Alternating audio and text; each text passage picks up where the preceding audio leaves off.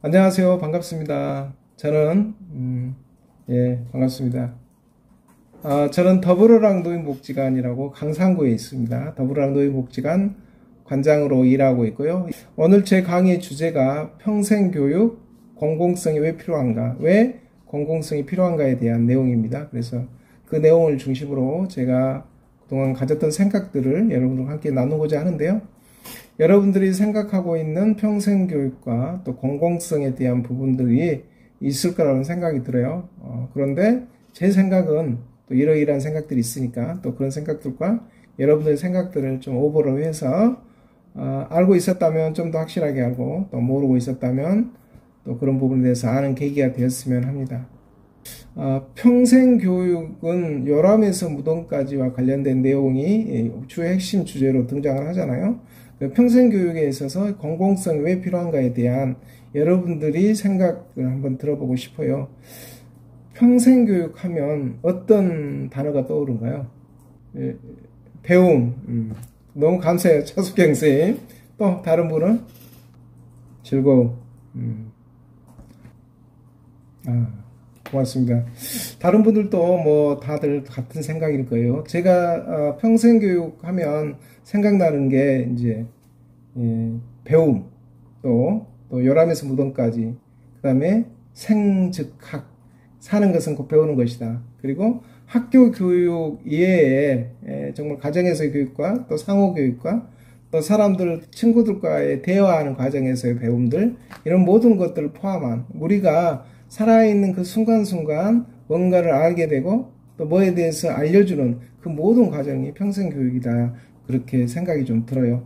특히나 이제 평생교육과 평생학습에 대한 단어의 차이를 좀 구분할 필요가 있는데, 교육은 이제 공급자 입장에서 이야기를 하는 것이고, 학습은 이제 배우는 사람, 즉 내 주체의 입장에서 이야기를 하는 것이기 때문에 우리는 가끔씩 평생학습, 평생교육 이걸 혼재해서 쓰긴 하는데, 오늘은 평생교육 왜 공공성이 필요한가에 대한 주제예요. 왜 그러냐면 교육은 공급자의 입장의 의미를 담고 있잖아요. 교육자의 입장, 즉 제공자의 입장이면 어디를 얘기하냐면 국가나 또 교육기관이나 이런 데의 입장들이 먼저 들어가 있는 표현이거든요. 그래서 공공성이 필요하다라는 의미를 담고 있는 것 같아요. 그러면 공공성 하면 어떤 단어가 떠오르시나요? 공공성. 세금. 그래요. 세금. 또 국가. 국민. 공공성 하면 뭐 국민, 세금, 국가 이런 뜻이 떠오른다고 말씀하셨잖아요. 저는 공공재, 또 공익, 저도 세금 뭐 이런 게 떠올라요. 그리고 특히나 이제 공유지의 비극이라는 단어도 떠오른 거 있어요. 이게 공공성은 함께 더불어서 뭔가를 만들어가는, 사회 구성원들이 함께 더불어서 뭔가를 만들어가는 그런 게 공익적인 활동, 공공재 이런 것들이 표현되죠. 그래서 누구나 쓸 수 있고 그 누구나 그거에 대해서 혜택을 받을 수 있는 것, 그게 공공성입니다. 우리의 평생교육의 공공성을 어디에 원리를 두고 있냐면 바로 헌법에 원리를 두고 있다라고 생각을 하셔야 됩니다. 평생교육이 공공성을 확보해야 될 정당성이 이 헌법에 있습니다. 헌법 제31조에 보시면 바로 국가는 평생교육을 진흥해야 된다라는 헌법에 명시되어 있습니다. 이 공공성의 근거는 어디에 있느냐? 헌법이 있다. 제가 지금까지 생각해왔던 평생교육을 한 단어로 이야기한다면 바로 즉 학이다, 이렇게 표현하고 싶어요. 배움을 끊는 순간 그 사람은 살아있다라고 말할 수 없다라고 생각을 해요. 공공성에 대한 개념 정리를 좀 해볼 필요가 있어요. 그래서 조한상 교수님께서 공공성의 3대 요소를 얘기했어요. 첫째가 인민, 두 번째가 공공복리, 세 번째가 공공성, 이렇게 이야기를 했거든요. 이 세 개의 3대 요소가 뭐냐면, 인민은 국민이라는 의미예요. 시민, 국민을 표현하고, 공공복리는 이익이 공공적이라는 것이죠. 모든 사람에게 적절하게 이익이 돌아가야 된다. 그 모든 사람은 개인의 욕구에 맞는 이익이 있어야 된다. 그런 뜻이고, 의사소통과 의사결정 과정이 공개적이어야 된다. 그래서 이렇게 표현하고 있습니다. 공공성이란 자유롭고 평등한 인면이 공개적인 의사소통의 절차를 통하여 공공복리를 추구하는 속성, 이렇게 얘기를 하고 있습니다. 그래서 이 공공성을 확보하는 데는 크게 시민사회의 영역이 필요하고, 국가 정부의 영역이 필요하고, 경제나 언론의 영역이 필요하다고 이야기를 해요. 건강한 국가, 건강한 사회가 되려면 시민사회 영역이 역할을 해야 된다는 거죠. 특히나 정부나 경제, 언론들이 이렇게 서로 이렇게 뭔가를 짬짬이 하는 것을 우리 정경유착, 이렇게 표현을 하고 있잖아요. 그래서 그 정경유착을 끊어내고 정경유착의 고리들을 비판하고 감시하는 역할을 누가 하느냐? 바로 시민사회가 해야 되는데, 그 시민사회의 시민을 길러내고 육성하는 공간이, 내용이 바로 평생교육이고 평생학습이라는 거죠. 그 평생교육에서 길러낸 인간이 바로 시민사회의 시민 리더들이 그런 활동을 해야 된다는 거죠. 근데 시민사회 시민들이 그런 평생교육에 진입하려면 어떻게 해야 되냐면, 시간적인 여유가 있어야 돼요. 시간적인 여유를 가지려면 어떻게 해야 돼요? 노동의 시간이 줄어들거나 경제적 어려움이 없어야 된다는 거죠. 이런 경제적 어려움을 해소하고 또 노동시간을 줄이고 시간을 확보해 주기 위해서 필요한 게 바로 공공성이고, 평생학습은 그런 공공성의 기반에 의해서 활동이 이루어지고 학습이 이루어지는 것이죠. 평생교육 기관들을 많이 만들고 평생학습을 할 수 있는 프로그램들을 굉장히 많이 만들어요. 그런데 거기에 시간을 내서 참여할 수 없다면 그게 뭔 의미가 있겠습니까? 시간을 내서 참여할 수 있도록 하는 사회적 제반 요건을 만들어주는 게 어디에 있냐면 바로 국가가 그런 것들을 만들어줘야 되는 것이죠. 국가가 그런 것들을 만들어주는 게 뭐냐? 바로 공공성을 확보하는 거죠. 그런 것들이 뭘까요? 그렇게 할 수 있는 것들이 법적, 제도적, 정책적 여건을 만들어야 되는 거죠. 국가가 이걸 그냥 잘 만들어주느냐? 그게 아니에요.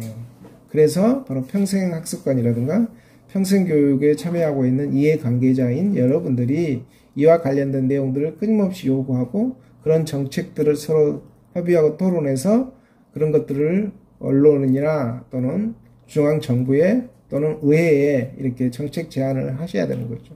그런데 여러분들도 그런 정책 제안을 하기 위해서 공부하고 학습하고 토론하려면 저런 시간과 노동의 시간과 또 경제적 어려움들을 극복해 가는 과정이 필요하겠잖아요. 그래서 이게 경제적으로 이제 기업이라든가 또 공익적 경제에 관련되어 있는 사람들의 의식도 바뀌어야 되는 거죠. 그런 의식들이 바뀌는 데 있어서 필요한 게 이제 언론의 기능도 굉장히 필요하죠.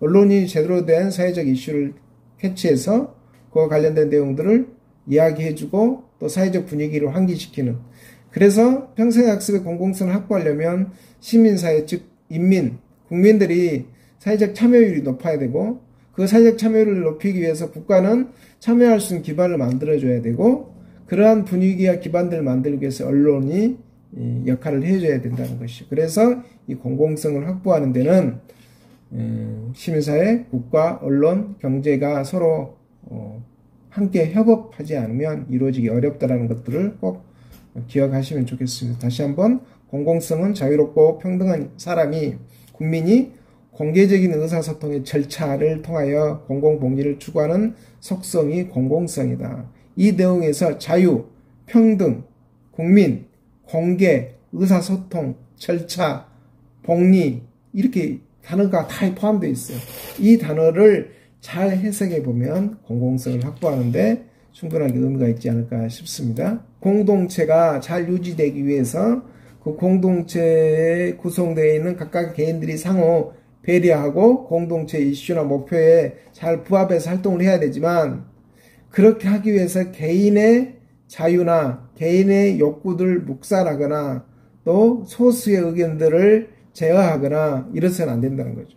그래서 공공성의 핵심의 속성은 뭐냐면, 모두가 공통적으로 이익을 가져야 되지만 그 이익에서 누군가 개인 한두 명이 소외되거나 몇 명의 개인들의 희생으로 그 공공복리가 유지되어서는 안 된다는 의미입니다.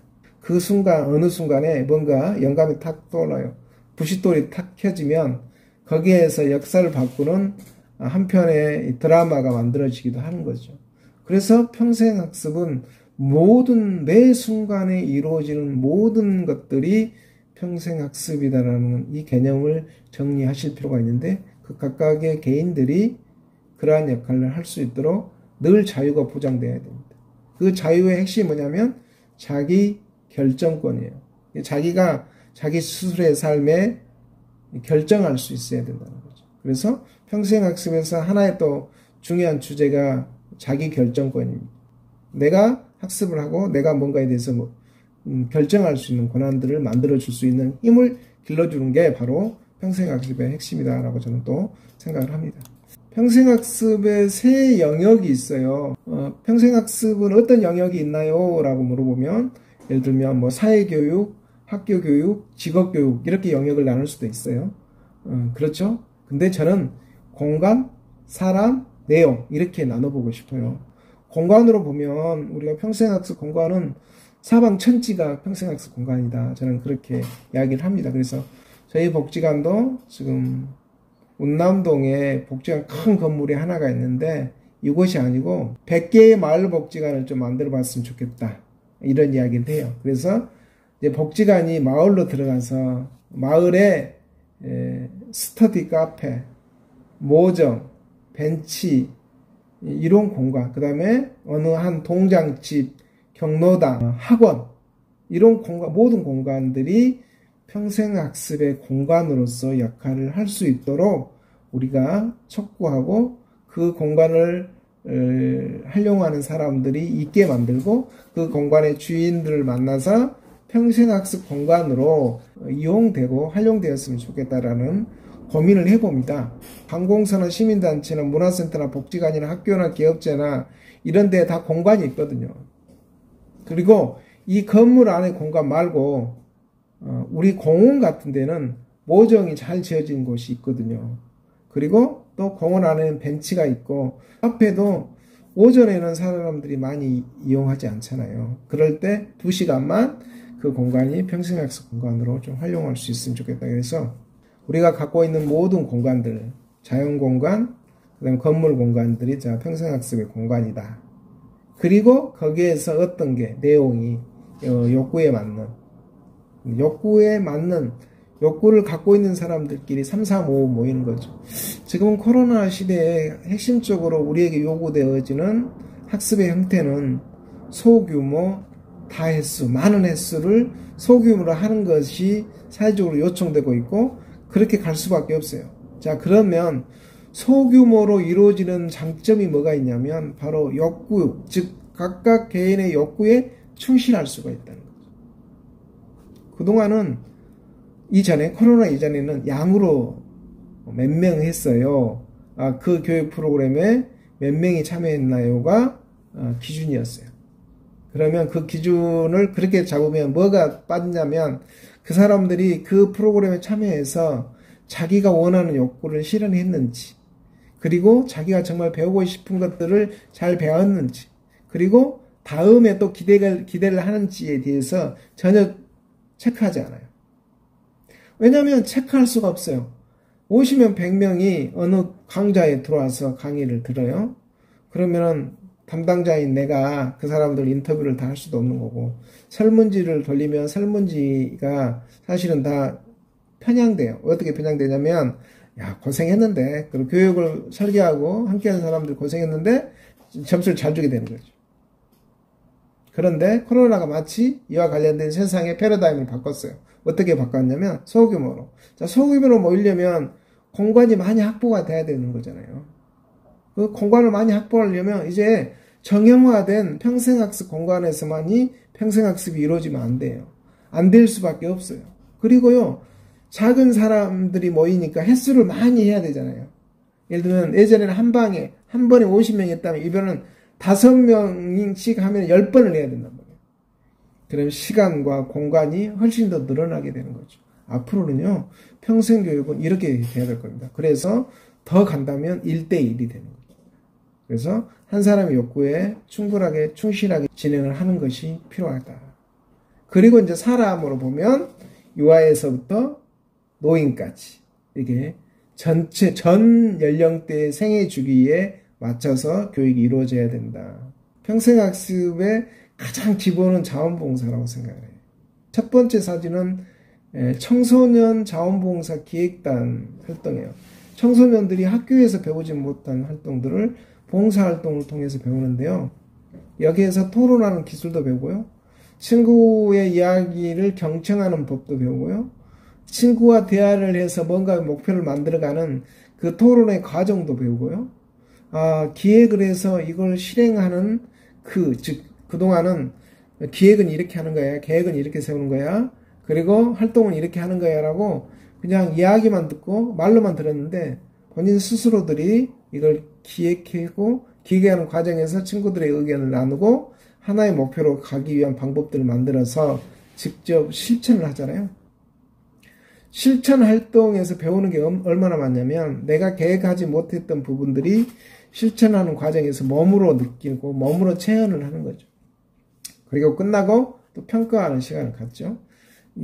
학습에서 교육, 활동, 평가가 중요한데 그 중에 평가가 저는 굉장히 중요하다고 생각합니다. 평가는 다음 단계로, 다음으로 넘어가기 위한 발판이 돼요. 그래서 대부분의 많은 평생교육을 진행하시는 분들이나 학습에서 평가나 해고가 많이 빠져요. 예를 들면 2시간 교육을 했어요. 그러면 강사는 오늘 강의가 어땠나요? 오늘 강의 중에 가장 의미 있거나 내가 그동안 몰랐던 부분을 알게 된 것은 어떤 부분이 있었나요? 앞으로 어떤 부분에 대한 강의를 기대하시나요? 라고 물어보셔야 돼요. 또는 그렇게 그때 당시 그렇게 물어보지 못했다고 한다면 별도의 시간을 만들어서 그와 관련된 내용들을 진행을 해야 돼요.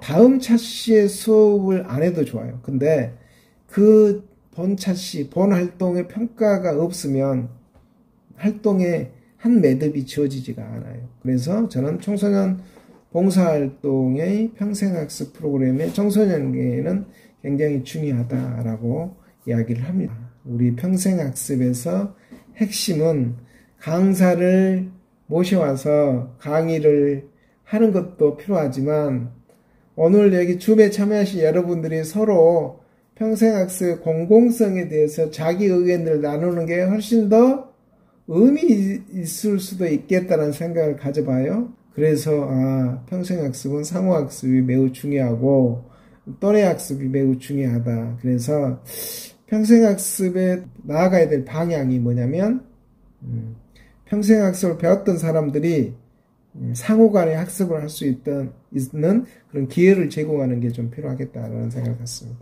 우리 평생학습의 또 하나의 흐름은 선배시민을 양성하는 것, 이렇게 잡아갔으면 좋겠는데, 그럼 선배시민이 뭐냐? 어떤 역할을 하느냐? 모범이 되는 사람이죠. 그리고 지혜와 경륜을 후배 세대들에게 나누어주는 사람, 그리고 후배 세대들을 격려하고 응원하는 사람을 선배시민이라고 합니다. 그래서 평생학습의 연령대 중에 노인의 연령대에 계신 분들이 끊임없이 배움과 학습을 통해서 건강을 유지하고 살아있음을 확인하는 과정이 되려면 역할이 있어야 되고 사명이 있어야 되는데 그 역할과 사명이 후배 세대를 격려하고 응원하는 거죠. 마지막에는 저희 선배 시민님들이 방주 시민총회에서 어르신들의 의견과 의제를 만들어가는 과정이 평생학습의 하나의 중요한 저는 과정이었다라고 봐서 이 사례로 들어왔습니다. 그래서 선배 시민님들이 서로의 의견들을 나누고 그 의견들을 모아가고 그 의견들을 모아서 뭔가 정책적 의제를 형성해서 시에 시민총회 의제에 이렇게 내고 그것이 의제로 당선될 수 있도록 노력하는 과정, 그 전 과정이 배움의 과정이고 학습의 과정이고 평생교육의 과정이다. 그래서 평생학습은 과정이 평생교육이다 라고 저는 이야기를 드리고 싶어서 이 사례를 좀 가져와 봤습니다. 평생학습에서의 나의 질문, 내 삶의 기준은 어디에 있는가, 이걸 우리 오늘 강의를 들으신 여러분들에게 한번 묻고 싶어요.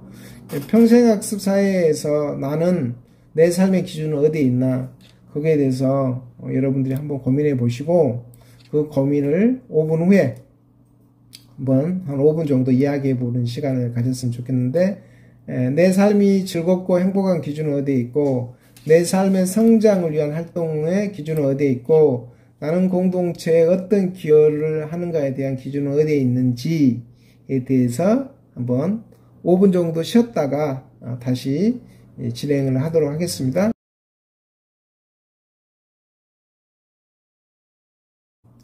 우리 원주 선생님도 제일 먼저 들어오셔서 오랫동안 기다려 주셨는데 한 말씀 하시죠. 기준, 내 삶의 행복한 기준은 어디 있어요?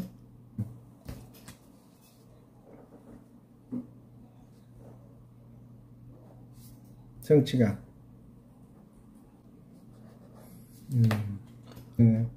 우리 주태석 선생님 반갑습니다. 사람 함께하는 사람들. 감사합니다. 말씀 너무 잘해 주셨고요. 또 제가 여러분들 이야기를 들으면서 제 기준도 좀 얘기를 해드리고 싶은데요. 저는 제 기준이 저로 인해서 누군가가 행복하고 제가 누군가에게 필요한 존재가 되는 것, 이게 제 삶의 기준이고 행복이거든요. 그래서 제가 알고 있는 모든 것들을 공유하고 싶고, 또 제가 즐거운 모든 것들에 대해서 누군가에게 즐거움이 될 수 있었으면 좋겠다라는 게 제 삶의 기준이고요. 저로 인해서 누군가가 불편하지 않았으면 좋겠다, 그런 기준을 갖고 일을 하고 있고 그렇게 살고 있습니다. 그래서 저희 직원들한테도 내가 여러분들에게 부끄럽지 않는 사람이 되고 여러분들이 나에게 자랑스러운 직원이 되었으면 좋겠다라는 그런 이야기를 하거든요. 그래서 그게 제 삶의 기준이 되고 있습니다. 또 내 삶의 성장을 위한 활동으로는 그런 이야기를 들어주고 또 그런 이야기를 함께 할 수 있는 동료들이 주변에 많이 있는 것, 그래서 여러분들과 대동소이하다, 이게 생각이 듭니다. 그래서 그런 삶들이 서로 녹아있는 게 공동체가 아니겠는가. 그리고 그런 공동체를 잘 유지하고 지켜나가는 활동들이 뭐냐? 바로 평생학습에 있다. 저는 그렇게 생각합니다. 우리 모두들은 이런 질문을 좀 하고 살았으면 좋겠습니다. 근데 이런 질문이 평생학습이 이루어지는 모든 과정에서 이루어져야 된다고 생각을 하는데요. 지향입니다. 지향. 뜻이 향하는 것에 대한 질문을 꼭 해야 된다고 생각을 하거든요. 나는 어떤 사회, 어떤 국가를 지향하는지, 나는 어떤 강주를 지향하는지, 그리고 나는 어떤 사람, 시민이 되고 싶은지에 대한 이 세 가지 질문에 답할 수 있는 사람, 답하는 과정이 평생 교육이 진행되는 과정이다, 그런 생각이 들거든요. 한번 생각해 보세요. 어떤 국가가 되었으면 좋겠나요? 대한민국이 어떤 사회가 되었으면 좋겠어요? 스스로 생각해보고 스스로 한번 답해보세요. 대부분의 사람들에게 제가 질문을 했을 때 잘 먹고 잘 사는 나라, 정의로운 나라, 가정과 결과가 공정한 나라, 형평성이 있는 나라, 공평한 나라가 되었으면 좋겠다, 이런 이야기를 많이 해요. 그리고 그러면 강주는 마찬가지로 국가와 똑같이 잘 먹고 잘 사는 강주, 정의롭고 공정한 강주, 노력한 만큼 대가가 이루어지는 강주, 이런 강주가 되었으면 좋겠다, 이런 이야기를 많이 하거든요. 자, 그런데 그러면 그런 대한민국과 그런 강주를 만들기 위해서 당신은 어떤 사람이 되었으면 좋겠어요? 그렇게 질문하면 주춤이에요. 평생학습, 평생 동안 배우고 배우는 것을 통해서 다른 사람과 나눔을 실천하고 그 나눔을 통해서 우리 모두가 건강하고 행복하게 살 수 있는 사회, 강주를 만들어가는 그런 사람이 되고 싶다, 이렇게 저는 대답하기를 기대하죠. 그 대답의 핵심이 뭐냐면, 저는 시민으로서 리더가 되는, 시민 리더가 되는 것이다. 시민 리더가 되는데 그 시민 리더가 뭐냐? 그 형상이 뭐냐? 바로 자원봉사자다. 저는 그렇게 생각해요. 자원봉사가 어려운 이웃을 돕는 활동으로 국한되는 게 아니고 우리 공동체가 유지되고 지속적으로 발전하기 위한 모든 활동의 과정에서 자기 애씀, 자기 수고로움, 자기의 시간, 자기의 재능, 자기의 모든 것들을 내놓고 다른 사람과 나누는 사람들을 총칭해서 자원봉사자라고 하죠. 그래서 저는 평생학습에서 꼭 해야 될 근간은 헌법 제1조와 헌법 제31조를 이야기하고 그 다음에 새 영역인 공간, 사람, 내용, 즉 프로그램을 이야기하고 그리고 이 질문 우리는 어떤 지향을 갖고 있어야 되는지 어떤 사회, 어떤 도시, 어떤 사람이 되고 싶은지에 대한 이 물음을 묻고 그 질문에 답을 찾아가는 과정이 평생학습의 과정이 아니겠는가 평생교육의 과정이 아니겠는가라고 생각을 합니다. 그래서 내가 그런 행복과 기준을 갖고 있다고 한다면 나를 둘러싸고 있는 세계에 대한 인식이 좀 필요한데요. 세상과 세계에 대한 인식을 세계관이라고 그래요. 세계관. 세계를 보는 눈, 세상을 보는 눈이 세계관인데요. 그 세계관을 갖추는 게 굉장히 필요한데 이 세계관을 갖추려면 바로 평생교육에서 이 세계관이 만들어지고 또 저는 성장한다고 보거든요. 관점은 사물을 관찰하거나 고찰할 때 그 바라보는 방향이나 생각하는 틀이거든요. 그래서 크게 시야, 시선, 시각이 있는데 눈을 고정한 상태에서 우리가 볼 수 있는 범위 이게 시야예요. 고정된 눈을 어떻게 두느냐에 따라서 시야가 넓어지기도 하고 다양한 각도로 보이기도 하는 거죠. 시선은 눈이 가는 방향이죠. 대상에 대한 관심인데요.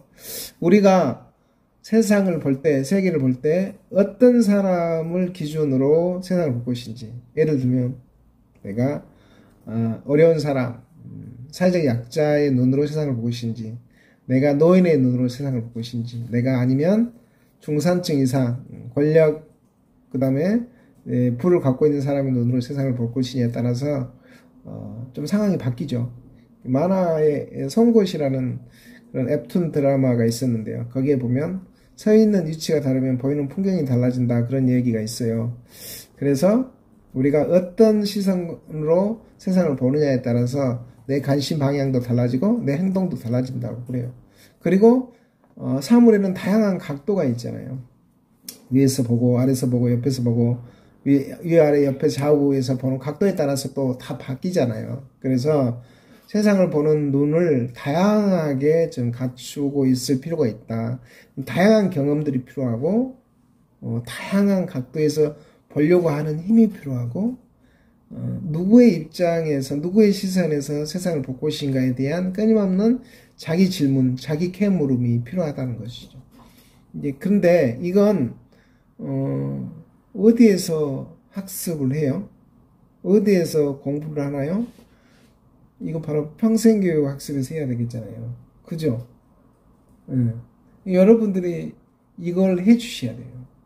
여러분들이 만나는 모든 사람에게 세계관, 그 다음에 지향, 캐물음이 있어야 된다는 거죠. 그래서 아마 헌법에 이 평생학습에 대한 내용이 들어가 있지 않느냐는 생각을 가져요. 그런데 공교롭게도 우리나라는 학교 교육이 핵심이 되어가죠. 왜냐하면 입시를 통해서 사회에 필요한 존재로 육성되는 게 제1의 목표였잖아요.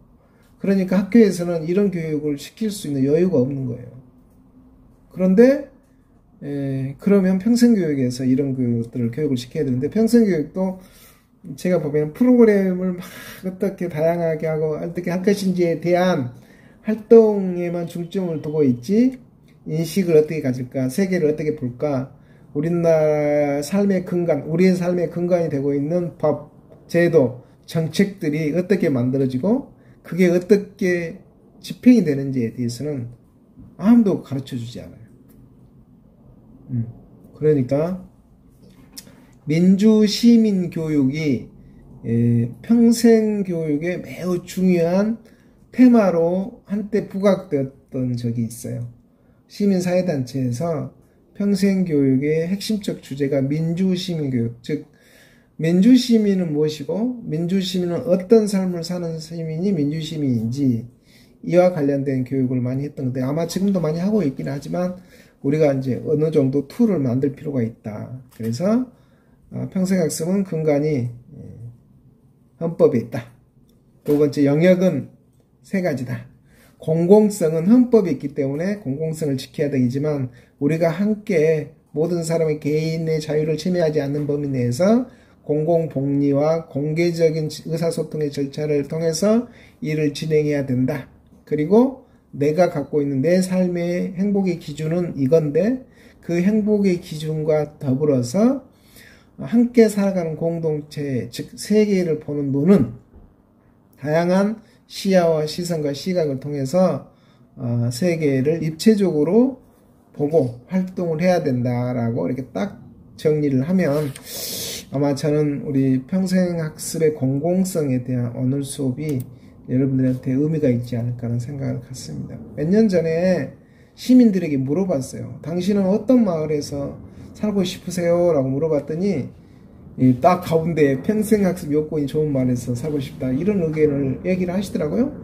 보세요. 안전한 마을에서 살고 싶고 친환경 녹색 마을에서 살고 싶고 사람 친한 마을에서 살고 싶고 공유하는 마을에서 살고 싶고 이웃과 관계가 좋은 마을, 경제가 풍요로운 마을에서 살고 싶다. 이렇게 이야기하는 과정 중에 하나가 평생학습 요건이 좋은 마을에서 살고 싶다라고 광주 시민들이 이야기를 하시더라고요. 저는 깜짝 놀랐어요. 왜냐하면 평생학습 요건, 즉 평생학습이 잘 이루어진 마을은 사람과의 관계도 좋아지고요.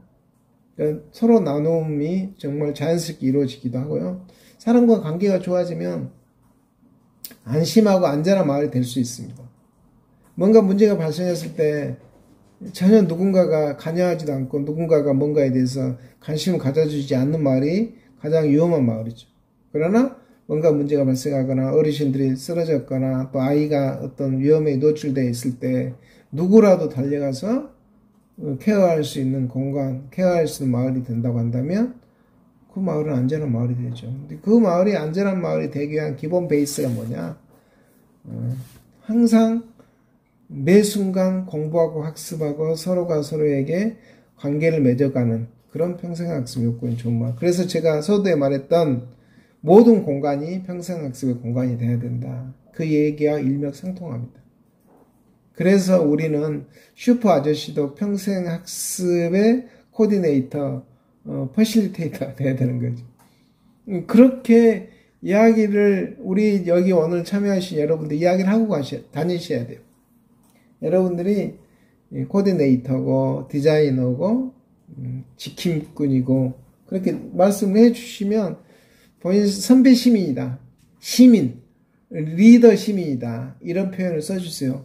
그러니까 그러면 이제 그런 표현을 듣는 사람은 정말 내가 이렇게 생각하지만 또 그 DNA 속에는 그런 마음이 다 있거든요. 모든 시민들에게는 내가 리더가 되고 싶은 마음, 내가 뭔가 다른 사람에게 의미 있는 존재가 되고 싶은 마음이 다 있어요. 그럴 때 그 공간이, 그 사람이 평생학습자가 되고 평생학습 코디네이터가 되고 그 공간이 평생학습 공간이 되는 거죠. 그 공공성 확보와 평생학습이 필요한 이유가 여기에 있어요. 우리 사회가 극복해야 될 과제가 양극화, 공동체 붕괴, 기후위기와 감염병 일상 초기령 사회로 오고 있는데요. 양극화는 분배 정의와 돌봄이 확대가 돼야 돼요. 그리고 기후위기, 지금 가장 큰 사회적 이슈, 전 세계적 이슈가 기후위기 대응이잖아요. 전 지구적 공동행동이 일어나야 되는 게 감염병, 기후위기예요. 근데 이 기후위기의 감염병의 원인이 어디에 있어요? 우리한테 있잖아요. 원인이 우리한테 있고 그 원인이 결과가 우리한테도 있는 거죠. 그러니까 기후위기를 대응하는 노력들은 당연히 우리가 해야 되는데 그 노력 이전에 우리의 삶이 바뀌어야 되는 건데요. 전체 인구의 65세 이상의 인구가 14%가 고령사회고요. 20%가 되면 초고령 사회가 된다고 하는데 곧 20%가 돼요. 그래서 평생학습에서 중요하게 다뤄야 될 연령이 노인이에요. 그래서 그렇습니다. 왜? 초고령 사회로 진입하기 때문에. 그래서 노인에 대해서 좀 더 고민을 해 주십사 하는 부탁을 드리겠고요. 평생교육 왜 공공성이 필요한가? 오늘 강의의 핵심적인 내용입니다. 첫째, 시민 리더를 육성해야 되기 때문에 필요한 겁니다. 그래서 기후위기에 대응하고 친환경 생활을 하고 사회적 돌봄을 먼저 앞서서 실천하는 사람들이 필요하죠. 평생교육은 개인의 차원으로 머물 게 아니라 국가가, 정부가, 지자체가 이 평생교육을 적극적으로 지원하고 육성해야 됩니다. 두 번째, 정보의 격차를 해소하는 거죠. 기회 제공, 시간 확보, 접근성 제공, 경제적 어려움을 해소를 해야만이 정보 격차를 해소할 수가 있어요. 정보의 격차를 해소하지 않는다면 어떤 문제가 발생하냐면 성장하는 사람들은 계속 성장하고 성장하지 못하고 그냥 이렇게 그 수준에 머물러 있는 사람은 그 수준에 머물러 있는 게 아니고 계속 도태돼요. 왜 그러냐면 정보는 계속적으로 발전하고 있고 세상은 계속적으로 뭔가 새로운 정보들이 들어오는데 거기에 미처 따라가지 못해요. 왜? 기회가 없거나. 두 번째, 거기에 참여할 수 있는 시간이 없거나. 세 번째, 거기에 접근할 수 있는 그런 상황 자체가 안 되거나. 네 번째, 경제적으로 내가 돈을 벌어야 되는데 그런 여유가 없다는 거예요. 그래서 국가가 정책적으로, 제도적으로, 법률적으로 지원을 하는 그런 기본 베이스를 만들어줘야 되기 때문에 공공성이 필요한 거예요. 마지막으로 분배의 정의 실현입니다. 빈익빈 부익부가 어떻게 일어나냐면 원래부터 부모님들을 잘 만나서 내가 부자인 사람도 있지만 저 이번에 정보 격차 때문에 공부하고 기회를 잡는 기회를 무수하게 많은 기회를 확보한 사람이 성장하고 확보하는 사람이 부자가 될 수밖에 없어요. 다시 정리를 해보자면 평생교육 왜 공공성이 필요한가? 첫째, 시민 리더를 육성해야 되기 때문에 필요한 겁니다. 두 번째, 정보의 격차를 해소하는 거죠. 마지막으로 분배의 정의 실현입니다. 그런 측면으로 공공성을 확보해 가는 게 필요합니다. 공공성을 확보해 가는 데는 두 가지 측면이 있어요. 하나는 법, 제도, 정책적 측면이 있고 하나는 우리 스스로가 공공성을 확보하기 위한 노력들을 끊임없이 해가는 것이 필요하죠.